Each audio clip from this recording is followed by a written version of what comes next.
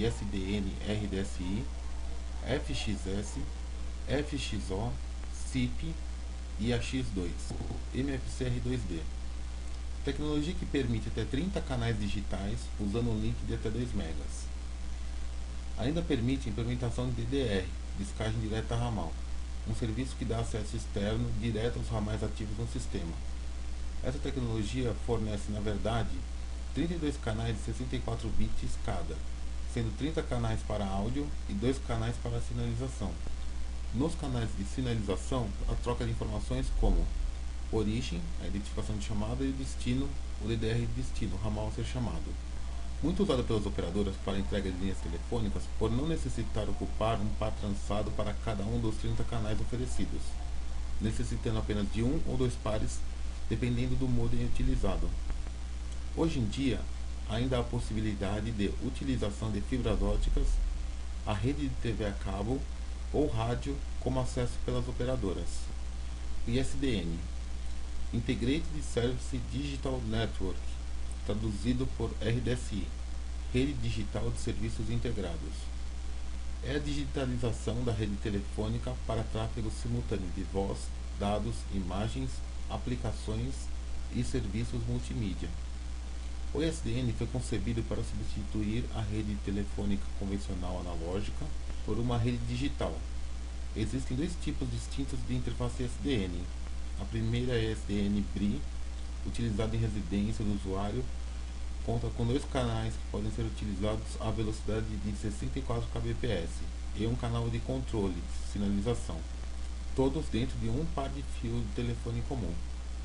Isso permite que o usuário tenha acesso a 64 kbps à internet enquanto utiliza o telefone ou um fax, ou então utilizar a internet com velocidade de 128 kbps, ou então utilizar a internet com velocidade a 128 kbps.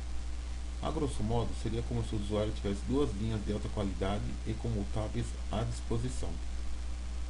A versão ISDN para corporações e provedores de acesso à internet é ISDN PRI, que conta com 30 canais de voz a 64 kbps, mais um canal de sinalização para controle. FXS, Foreign Exchange Subscriber, é o equipamento que fornece um tom e alimentação para um aparelho telefônico ou uma placa-tronco. Exemplos são linhas telefônicas, interfaces celulares. FXO, Foreign Exchange Office, é a interface que recebe o tom e a alimentação. Por exemplo, os telefones, fax, placa-tronco. Interface FXS sempre se conecta a uma interface FXO e vice-versa. Por exemplo, as linhas oferecidas pela Embratel, pela própria Telefônica, provindo de uma interface celular, ela fornece um tom. Então essa interface ela é FXS. Quando conectada a um aparelho telefônico, que é quem recebe um tom, ou uma placa-tronco de PBX analógico, essa interface é a placa que recebe tom FXO. Então sempre um equipamento vai estar conectado ao outro. SIP, Session Initiation Protocol, protocolo de inicialização de sessão. É um protocolo de sinalização definido pelo IETF para controle de comunicações multimídia sobre redes IP. Vem sendo amplamente aceito pela comunidade VoIP, operadoras e fornecedores de soluções porque é um protocolo leve, sendo mais fácil para o desenvolvimento de produtos, oferecendo menos custo para a implementação. O SIP usa normalmente a porta 5060 UDP para a troca de sinalização. E quando a chamada é estabelecida, utiliza uma das portas aleatórias do range 10.000 a 20.000 UDP também, são as portas RDPs. Justamente pela necessidade de configurar muitas portas, sofre uma pequena resistência pelos responsáveis por segurança de rede nos clientes.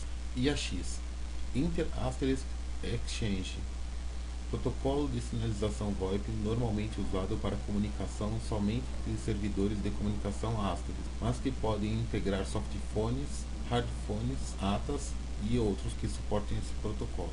Sua principal característica é utilizar uma única porta UDP 4569, tanto para a sinalização quanto para o tráfego da mídia, o que facilita a transposição de redes envolvendo NAT. Vamos aos codecs agora. Coder ou decoder. Um dispositivo codifica o sinal como o próprio nome diz. Por exemplo, companhias telefônicas usam codecs para converter sinais binários transmitidos pelas redes digitais em sinais analógicos, para redes analógicas.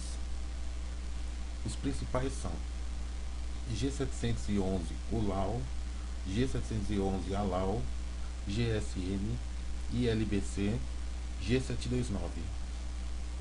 G711 ULAO ou ALAO, padrão do ITU para codec fundamental de áudio usado em telefonia digital, estando intimamente relacionado ao padrão PCM.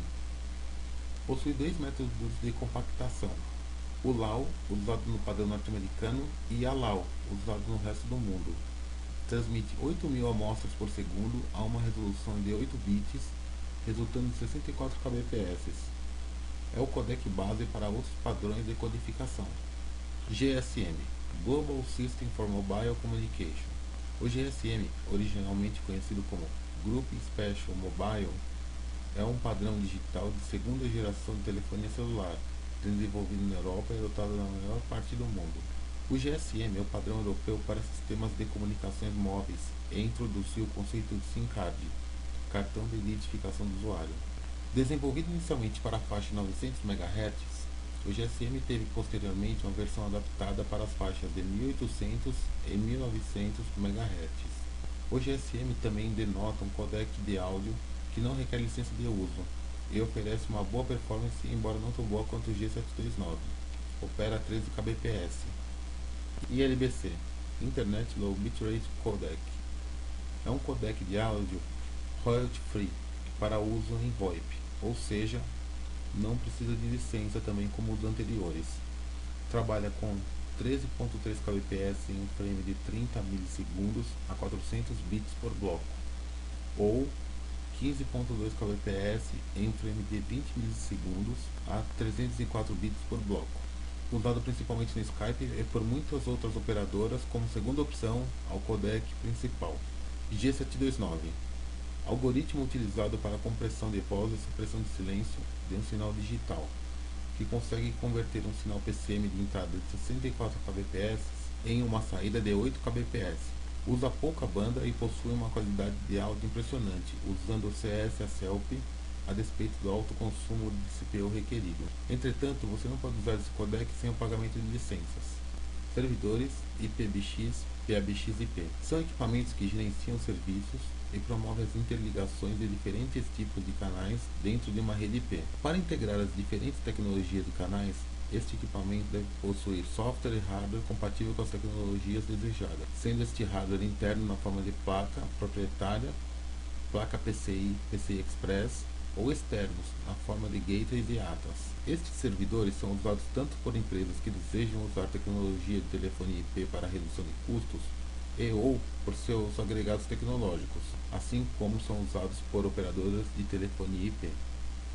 Basicamente, o conceito de arquitetura são as mesmas, mudando apenas a escala de empresa privada para de uma operadora IP, que fornecerá muito mais terminais.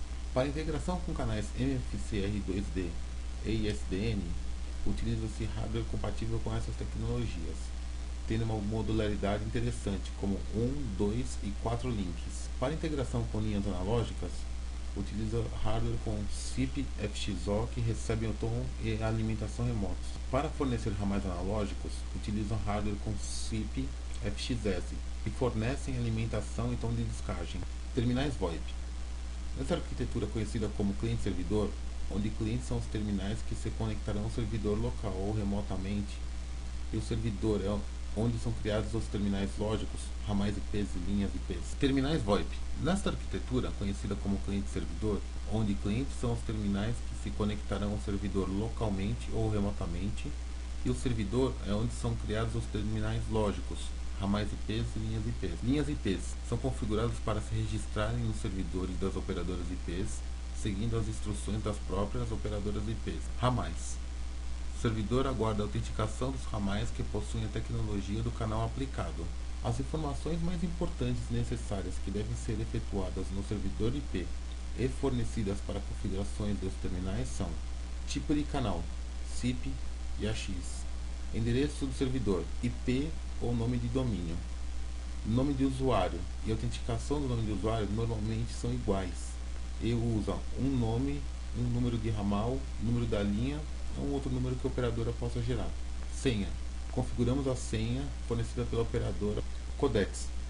Citando o exemplo G729 e LBC e ALAU, tem que ser respeitado os codecs e a sequência que a operadora fornece, correndo o risco de provocar prejuízo na qualidade e até quedas de chamadas.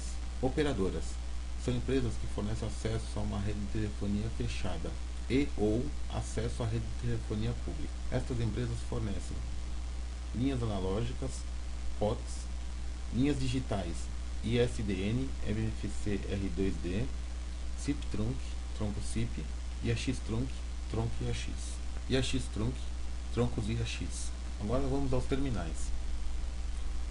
Os ramais ou terminais podem ser distribuídos para seus usuários com software ou hardware diferentes. Vamos a alguns exemplos deles. Softphone é um programa que é instalado no computador de cada usuário e combinado com o headphone de sua preferência fornece um ramal. IPfone é um aparelho telefônico do tipo de um KS que, conectado diretamente em sua rede de dados, fornece um ramal além de alguns extras como ID de chamada. ATA Gateway. Este equipamento é normalmente usado para o aproveitamento da rede de telefonia convencional como uma placa de ramal. Contudo, pode ser instalado no ponto concentrador da rede, diretamente nas mesas dos usuários e até em escritórios remotos, filiais ou home office. São usados principalmente quando não existe confiabilidade suficiente na rede de dados do cliente para utilização de aparelhos IPs. Cliente Wi-Fi 3G.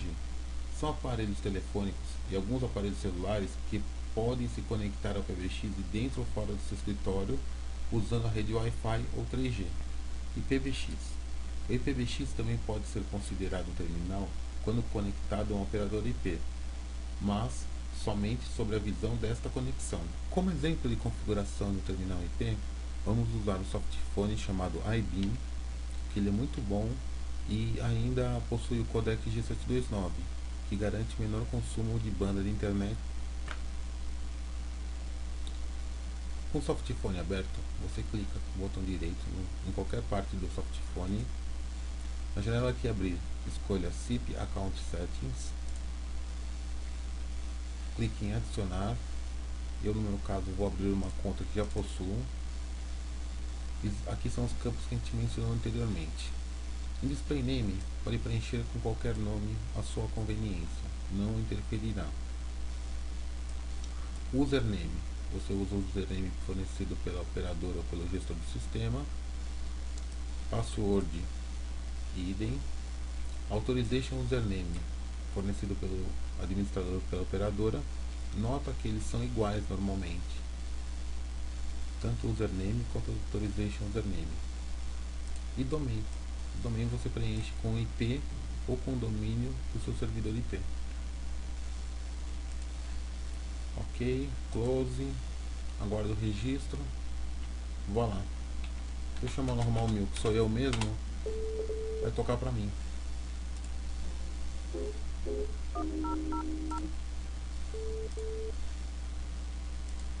Dúvidas? Por favor, entre em contato via e-mail com marcelo@t1telecom.net.br. Muito obrigado pela atenção e até o próximo treinamento. Visite nosso site www.t1telecom.net.br.